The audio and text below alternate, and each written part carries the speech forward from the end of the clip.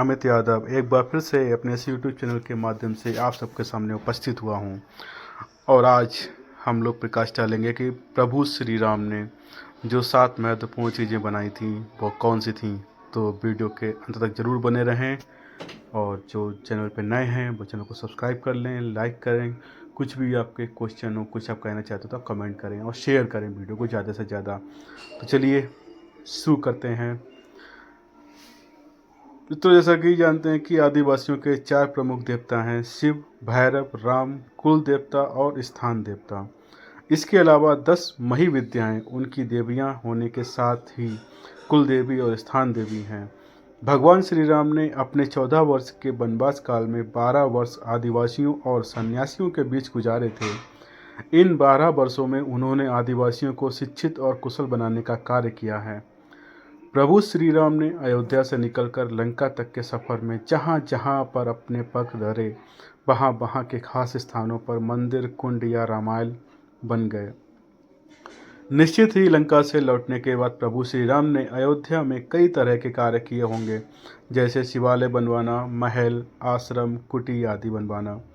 परंतु हम बता रहे हैं ऐसे कार्य जो उन्होंने अपने वनवास के दौरान किए। सबसे सर्वप्रथम है पर्णकुटी। श्री राम जब गंगा पार करके चित्रकूट पहुँचे तो वहाँ गंगा यमुना के संगम पर ऋषि भारद्वाज का आश्रम था। महर्षि ने वहीं एक पहाड़ी पर श्री राम को कुटी बनाने की सलाह थी। श्री राम ने वहाँ पर पर्णकुटी बनाई और वहीं रहने लगे। इसके बाद वे जहाँ पर भी गए वहाँ पर आदिवासी और वनवासियों को पर्णकुटी बनाना सिखाया और उसी में रहने के लिए प्रेरित किया। बाद में वे नासिक के पंचवटी क्षेत्र में गए तो वहाँ भी पर्णकुटी बनाई। फिर जब वे सीता की खोज में निकले तब रास्ते भर में जहाँ भी कुछ दिनों तक रुकना था वहाँ पर्णकुटी बनाई। बाद में रामेश्वरम में और फिर अंत में श्रीलंका में पर्णकुटियाँ बनाए जाने का उल्लेख मिलता है। दूसरा है मित्रों वस्त्र। ऐसा कहते हैं कि श्री राम, श्री लक्ष्मण और माता सीता खुद के ही बनाए वस्त्र और खड़ाऊ धारण करते थे। माता सीता के पास तो दिव्य साड़ी थी जो कभी गंदी नहीं होती थी। इस साड़ी को माता अनुसुईया ने उन्हें दिया था। तीनों ने सन्यासियों से पहले पीले वस्त्र पहने थे। बाद में उन्होंने भी खुद से ही वस्त्र बनाने की तकनीक सीखी और लोगों को सिखाई भी। तीसरा है शिवलिंग। महाकाव्य रामायण के अनुसार भगवान श्री राम ने लंका पर चढ़ाई करने के पहले रामेश्वरम में भगवान शिव की पूजा की थी। रामेश्वरम का शिवलिंग श्री राम द्वारा स्थापित शिवलिंग है। श्री राम ने रामेश्वरम का शिवलिंग ही स्थापित नहीं किया, उन्होंने संपूर्ण मार्ग में कई जगह पर शिवलिंग स्थापित किए और मंदिर भी बनवाए थे।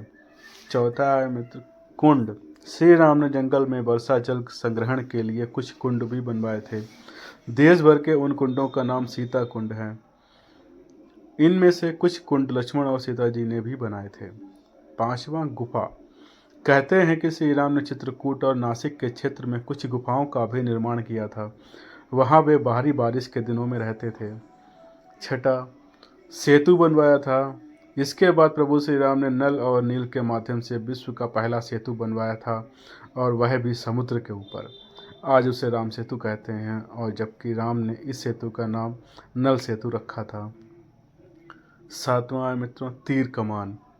ऐसी भी मान्यता है कि प्रभु श्री राम ने वनवासियों और आदिवासियों को तीर कमान बनाना सिखाया और चलाना भी सिखाया था।